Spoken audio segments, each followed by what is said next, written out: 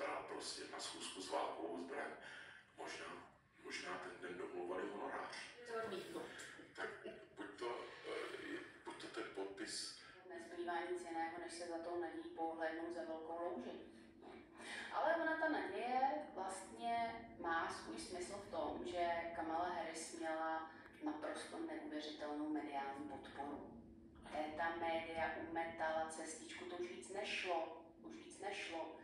A navzdory tomu, jak moc se mediální mainstream snažil, tak to nakonec dopadlo přesně naopak, než mělo. Takže v tom je ta naděje, že lidi už sebou nenechají vorat, teď jsem použila ošklivý termín, ale je to přiléhavý, vorat tak jako dřív. Prostě milý mediální mainstreame, tvá skončila vláda. A kolik tak typujete, že padlo Alexa Orinu na Kavčích horách? Když se zvolil Donald Trump.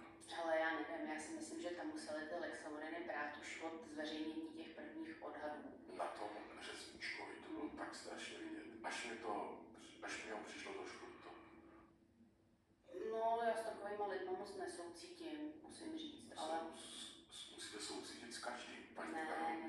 Ale že jsme křesťané. No to sice jsme, ale kdyby vyhrála Kamala Harris, tak řezníček bude první, který nám to dá sežrát. Ale my nejsme jako oni.